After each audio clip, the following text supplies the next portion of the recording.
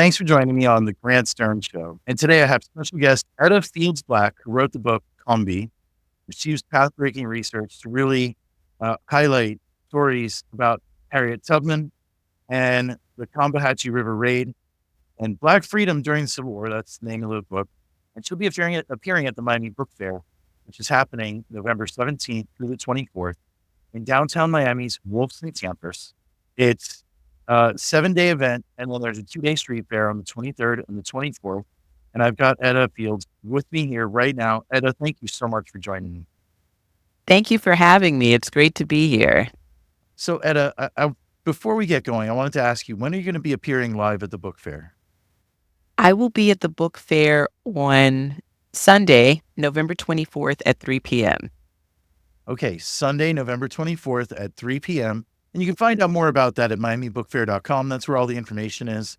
There's going to be about 100 live author events, right? Book signings, Yeah. autographed books for sale. Publishers are there on the 23rd and the 24th. So, Etta, let me start by asking you, what inspired you to pursue this particular topic and write a book about Harriet Tubman? Yeah, I never thought I would write a book about Harriet Tubman. My specialty in terms of research is really rice and rice farmers in West Africa and rice and slavery in the coastal South Carolina Lowcountry. And I like to say that I was minding my own business in my rice fields, working on another project and working with scientists and artists. And I came upon the story of the Combahee River Raid. And so I found Harriet Tubman standing in my rice fields. What else was I supposed to do than write this book? Okay. This is, it's serendipitous, right? It is. In many ways, it really is. How much does serendipity, just the impact of events that nobody could have predicted, impact the flow of things, including with Harriet Tubman?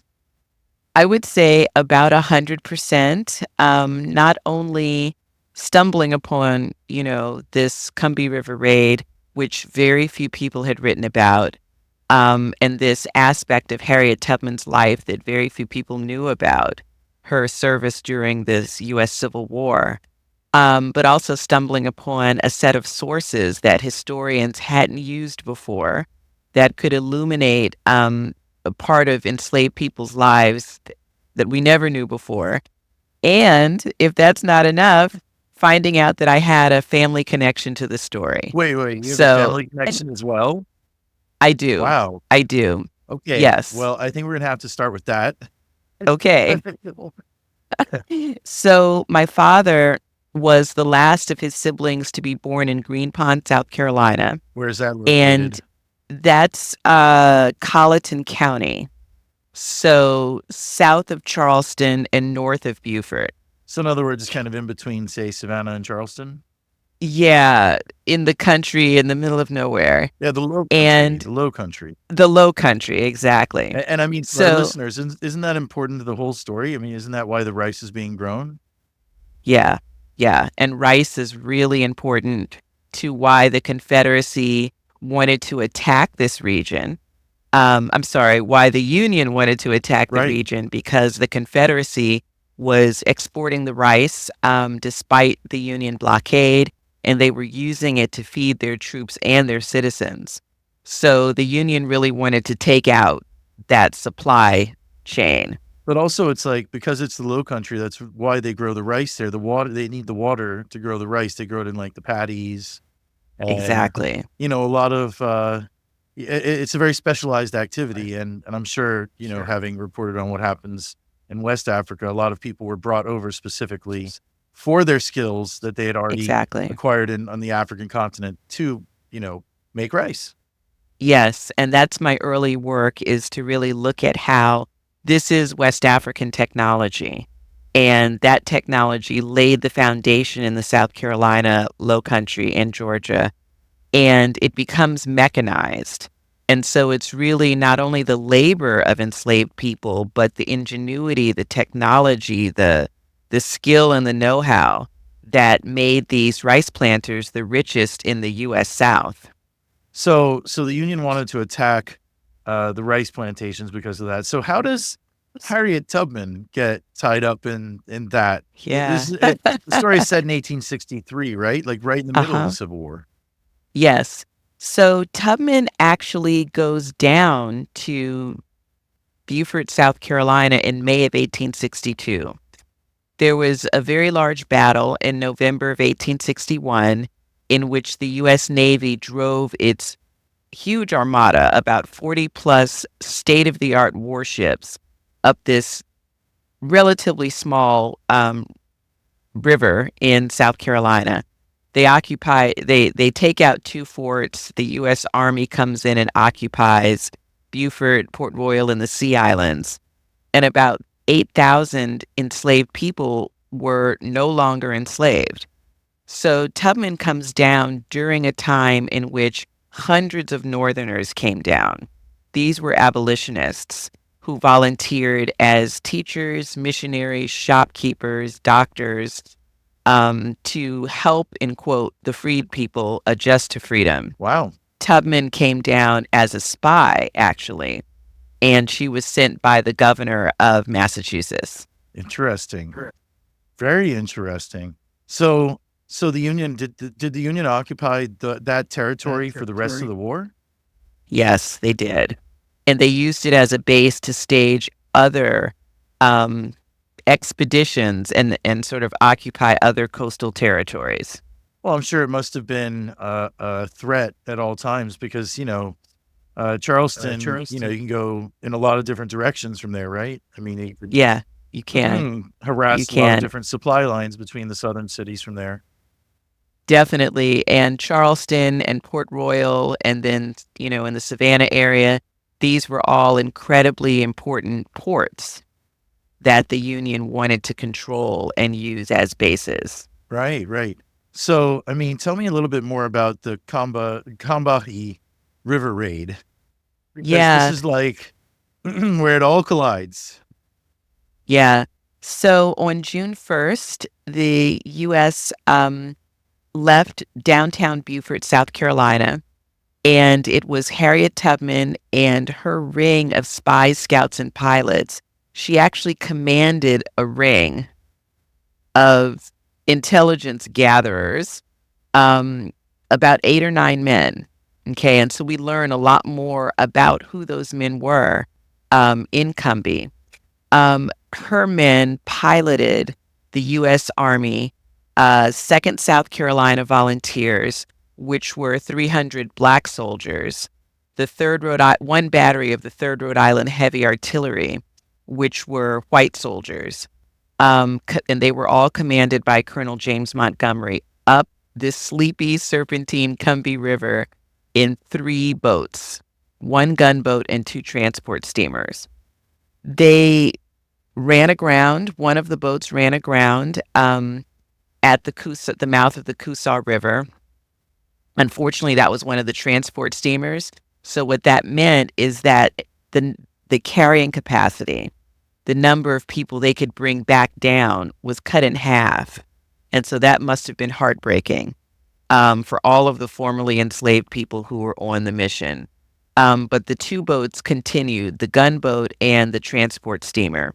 We know that Harriet Tubman, her ring of spies, scouts, and pilots, and Colonel James Montgomery were on the gunboat, the lead boat. And the 2 boats stopped. The transport steamer stopped first. The gunboat continued up to Combahee Ferry. That's where the voyage ended. Okay. And there they burned a bridge, a pontoon bridge. And so this was the supply line that the Confederacy was using. So they cut the supply line. They burned 7 rice plantations to the ground. Wow. They destroyed 2 rice crops. One was burned in the barns. The other, they opened the floodgates in the rice field and let salt water in, which killed the crop. Wow. They took all kinds of animals and carriages and liberated 756 enslaved people. And so I argue in Combahee that this was the largest slave rebellion in U.S. history, Interesting. and second only to the Haitian Revolution in the history of the New World. Wow. So I mean this this was like really striking right in the heart of Confederate territory. I mean, it's right in the Yes. middle and going kind of almost bisecting Confederate territory there. Yes, yes. And in the backyard of Charleston, which is where, the first shots were fired Right. Fort in the Sumter. war, Yeah. Fort Sumter, exactly. So the Union had been, they were really gunning for Charleston for a while, and they won't take it, for another year or so. But symbolically, this was a pretty big victory for the Union to strike so close to Charleston and to strike Confederate citizens. Right. And also like, behind enemy lines, so to speak, like that's Hmm. a very deep insertion. I mean, how many miles inland did the Combahee River Raid take place? I would say about 20 miles inland. Yeah. I mean, that's Yeah. pretty significant, like just Yeah. for reader reference, especially if you're here in Miami. Miami is only about 20 miles from Biscayne Bay to the other side of it. So this is, you know, a comparable distance, although I think that it would go faster on a boat than it would in traffic Hmm. these days. That Miami traffic is pretty bad, I'm Eh, sorry to pretty say. damn bad. And I mean, just to remind Uh, anybody who's watching in Miami, Etta is going to be at the Miami Book Fair on Sunday, November 24th at 3 p.m. You can find out more at www.miamibookfair.com. So, I mean, this is very interesting. I had not heard about this raid.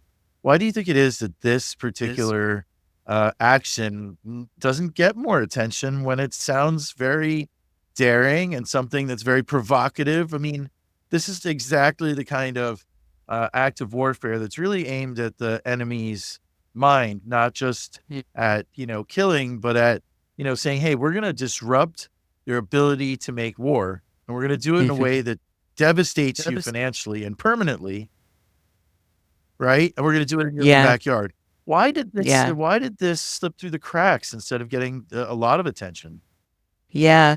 So I think it's because Harriet Tubman is not mentioned in the official military record. And Civil War historians who primarily have been the ones telling the story, um, that's really what they go by. They can be sort of very traditional in terms of their sources that they have used. And I'm thinking traditionally of, the old guard, not necessarily the relatively young and recent research, but I'm talking about this sort of the historiography of the Civil War. So it's not surprising that she's not mentioned. She's a woman, she's Black. The Union is pretty, they relied on Black spies, scouts, and pilots, and they wrote about getting intelligence from all of these Black people, enslaved people. They rarely name them. And if they name them, they only name them by first names and the names of the enslaver. And I've never run across a woman. That's number one. Number two, the official military record of the raid is 100% Confederate. It's Really? Okay, hold Confederate, on. Why is it yes, 100% Confederate?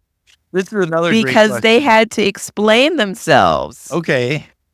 The commanders and the soldiers, who were on the ground, and there were actually pretty few of them. They only had pickets at the beginning and the end of the river. These are like guards Yeah, who were just a supposed to couple of call for guys hanging out. reinforcements. You know what? Think like you watch Game of Thrones and you see like the group of like four guys sitting around a campfire roasting something and Basically. bullshitting. That's a picket. That's a picket, right? And then if they see something, then there's somebody supposed to get on a horse with a letter and take it up to headquarters. Well, that's 15 or 20 miles away by horse. Yeah, by the time you get there, maybe like the next day, everything may have happened by now. And that's pretty much what happened. So the reinforcements come later in the day, and they had to explain themselves. How could you let this happen? And each one of them, this is where I was. These were my orders. This is what I saw. And everybody's pointing the finger at somebody else. It's page after page after page of scapegoating. And that's the military record of the raid. So essentially, this is like a Union black op. Is that what you're saying? Sure. Yes. I mean, now wait a minute. I'm starting to think here, like, did you actually explore, like, is this like the first Army black operation, literally? Like, like off the books, I mean, this is very, that's interesting, like, Yeah. I hadn't Yeah. thought about There's that. one paragraph about it written by Colonel James Montgomery, and it's his one paragraph report, and it's not in the official military record. Where did you write about it? It's published actually in a newspaper. Okay. And I've never been able to understand why it's not in the official military record, but it's not. So what So is, it's not unusual that Tubman so would not be what's the mentioned. paragraph? He says that, he's writing to his commander, General Hunter, David Hunter, as ordered, we went up the river on this day, we burned, we destroyed the bridge, cutting the supply line. We liberated, he says, 730 people. He does talk about torpedoes. So he says we were able to remove the torpedoes and we arrived safely back in Beaufort. That's it. That's his He own report. reports what happened. That's it. So, Yeah. it's funny you say that because you made me think about being in court for a recent civil rights case. Here in the city of Miami, our voting lines were racially gerrymandered. It went to federal court. Federal judge found that, in fact, there was racial gerrymandering. Then when they went to fix the maps, they also racially gerrymandered them. And so I was in a hearing where they were trying to get evidence admitted of multiple instances of the same exact gerrymandering happening in the city, in prior decades, right? And so they submitted some Miami Herald articles that were like 20 years old and 25 and 30 years old. And the judge says, why should I admit these? And they say, Your Honor, the rules of federal evidence say that if the report is this age versus this age, that age, the other age, then, and it's a reliable source, then you can admit it, right? Like it's just considered part of the record after a certain amount of time. The judge goes, well, I don't know what that Miami Herald writer was thinking. I just don't want to let it in. I'm like, oh my gosh. So he just gave me like deja vu from federal court to the way that historians write up history. I mean, it's like, what is the motivation of a newspaper, to just publish something false for no reason? And back I mean, then. I was going to say back then, probably not. Today, I don't know. But still, it just wasn't in fashion back then. Gosh. I mean, it's an illuminating story. You can see it. I mean, just from our chat, like, holy cow. Yeah. Oh, and I wanted to say this, that we haven't known this about Harriet Tubman's life. And, the Civil War record and whatever, Civil War histories hasn't reflected it. And they've actually denied it because it wasn't in the Civil War record, the official military record. But because of Combahee, not only do we know the story, but Tubman is finally getting the recognition she deserves. So in Maryland on Veterans Day, the governor of Maryland commissioned Harriet Tubman Brigadier General of the Maryland National Guard. Oh, wow. And that is just the first step. That's amazing. Yeah. Wow. Yeah. Long overdue. Long overdue. Well, I mean, she was supposed to be on the $20 bill, right? Yes. Yes. Can't believe that hasn't happened yet. Yeah. And I if I'm not mistaken, they've actually officially renamed, though not yet, I think, on the streets, Miami's main highway after Harriet Tubman. I have heard that. Yeah. So which highway is this? 95 It's, or? US 1. Oh, they're supposed to name it okay. that. That's amazing because that'll take you right to Maryland. Right. It goes all the way to Maine. I mean, it is officially renamed. I just feel Wow. like, I don't know if the signage is all done and all that, but Yeah. the original name was Dixie Highway. Oh, yeah. So that had to go. Yeah. So it's like, you know, I mean, yeah, what can I say? It's Miami. People don't realize, but Miami was a segregated city and Florida was part of the Confederacy, even though Very it much wasn't, so. that big back then, but this was the frontier of the Confederacy. And a lot of that legacy permeates the things that you see. And sometimes you look around and say, why is that named that way? Did you know that I'm from Miami? No. What part of Yeah. town did you grow up in? I grew up in Brownsville, Okay. and I attended Carrollton School of the Sacred Heart Oh, wow. Carrollton. in the Grove. Yeah. Yeah, that's a very nice school.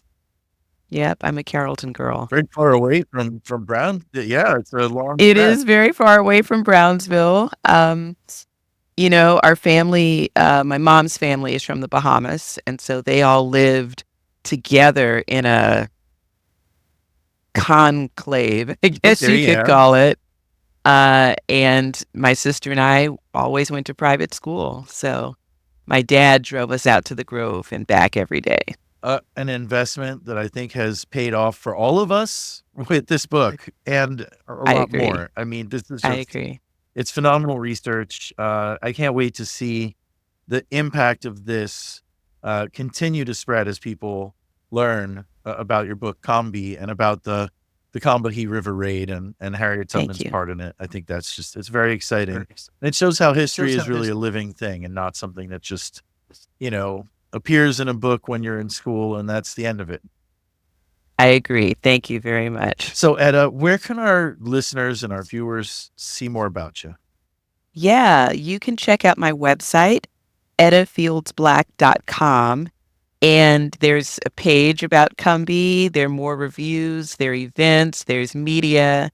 Everything Combahee is centralized on that webpage, including where you can buy the book. Oh, yeah. So that's give us the website again. Yeah, www. www.ettafieldsblack.com. Excellent. Well, Etta, again, thank you for joining us. And our viewers can see you at the Miami Book Fair, which is happening Yes. this November 17th through the 24th. And you'll be there live on Sunday, November 24th at 3 p.m. You can find out more at www.miamibookfair.com. Well, thanks for joining us. And we really appreciate, the opportunity to ask you about this wonderful book. Thank you for having me. It's been a pleasure.